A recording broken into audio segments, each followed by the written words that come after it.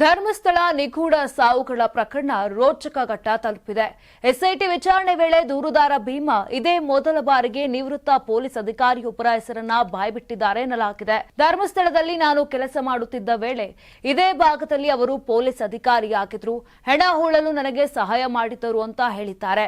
ಅನಾಮಿಕ ಹೇಳಿದ ಪೊಲೀಸ್ ಅಧಿಕಾರಿ ನಿವೃತ್ತಿಯಾಗಿದ್ದು ಎಸ್ಐಟಿ ವಿಚಾರಣೆಗೆ ಒಳಪಡುವ ಸಾಧ್ಯತೆ ಇದೆ. ಇನ್ನು ಬೆಳ್ತಂಗಡಿಗೆ ತನಿಖಾಧಿಕಾರಿಗಳಾದ ಅನುಚೇತ್ ಜಿತೇಂದ್ರ ಕುಮಾರ್ ದಯಾಮ ಆಗಮಿಸಿದ್ದಾರೆ. ಜುಲೈ 28ರಂದು ಮಾರ್ಕ್ ಮಾಡಿದ ಮೊದಲ ಜಾಗದಲ್ಲಿ ಅಗೆಯಲಾಗಿತ್ತು. ಆದರೆ ಅಲ್ಲಿ ಯಾವುದೇ ಅಸ್ಥಿಪಂಜರ ಪತ್ತೆಯಾಗಿಲ್ಲ. ಆ ಜಾಗ ಸ್ನಾನಘಟ್ಟಕ್ಕೆ ತುಂಬಾ ಹತ್ತಿರವಾಗಿದೆ. ಆಳಕ್ಕೆ ಆಗಿದಂತೆ ನೀರಿನ ಹೊರತೆ ಹೆಚ್ಚಾಗುತ್ತಲೇ ಇತ್ತು. ಎರಡನೇ ದಿನ 2, 3, 4ನೇ ಪಾಯಿಂಟ್ಗಳಲ್ಲಿ ಅಗೆಯಲು ನಿರ್ಧಾರವನ್ನ ಮಾಡಲಾಗಿದೆ. ಈ ಜಾಗಗಳು ಅರಣ್ಯದ ಮಧ್ಯಭಾಗದಲ್ಲಿದ್ದು ಮಹತ್ವದ ಸಾಕ್ಷಿ ಪತ್ತೆಯಾಗುವ ಸಾಧ್ಯತೆ ಹೆಚ್ಚಿದೆ. ಅಸ್ಥಿಪಂಜರಗಳ ಹುಡುಕಾಟದಲ್ಲಿರುವ ಎಸ್ಐಟಿ ಅಧಿಕಾರಿಗಳಿಗೆ ಮತ್ತೊಂದು ಸವಾಲು ಎದುರಾಗಿದೆ. ಮೊದಲ ಪಾಯಿಂಟ್ ಹೊರತುಪಡಿಸಿ ಎಲ್ಲ ಪಾಯಿಂಟ್ಗಳು ಸಂರಕ್ಷಿತ ಅರಣ್ಯ ಪ್ರದೇಶದಲ್ಲೇ ಇವೆ. ಹೆಚ್ಚು ಮರಗಿಡಗಳು ಇರೋದ್ರಿಂದ ಅರಣ್ಯ ಇಲಾಖೆಯ ಅನುಮತಿ ಸಿಕ್ಕಿಲ್ಲ.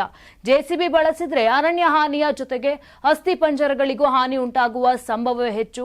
ಹೀಗಾಗಿ ಕಾರ್ಮಿಕರನ್ನೇ ಬಳಸಿಕೊಳ್ಳಲು ಎಸ್ಐಟಿ ನಿರ್ಧಾರವನ್ನ ಮಾಡಿದೆ. ಗ್ರಾಮ ಪಂಚಾಯಿತಿ ಕಾರ್ಮಿಕರ ಜೊತೆಗೆ ಅರಣ್ಯ ಇಲಾಖೆಯ ಗುತ್ತಿಗೆ ಸಿಬ್ಬಂದಿಯನ್ನು ಕರೆಸಲಾಗಿದೆ.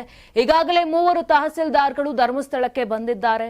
ಎಲ್ಲರನ್ನೂ 3 ತಂಡಗಳಾಗಿ ಏಕಕಾಲದಲ್ಲಿ ಕಾರ್ಯಾಚರಣೆ ಕೂಡ ಕೈಗೊಳ್ಳುತ್ತಿದ್ದಾರೆ. ನಮ್ಮ ಕರ್ನಾಟಕ ರಾಜ್ಯದಲ್ಲಿ ಕಳೆದ ವರ್ಷದ ನೀಟ್ ಮತ್ತು ಐಐಟಿ ಜೆಇಇ ಪರೀಕ್ಷೆಯಲ್ಲಿ ಸಾವಿರಾರು ಉಚಿತ ಮೆಡಿಕಲ್ ಹಾಗೂ ಐಐಟಿ ಸೀಟ್ಗಳನ್ನು ನೀಡಿರುವ ನಮ್ಮ ಹೆಮ್ಮೆಯ ಎಕ್ಸೆಲ್ ಅಕಾಡೆಮಿಕ್ಸ್ ವಿದ್ಯಾಸಂಸ್ಥೆಯಾಗಿದೆ.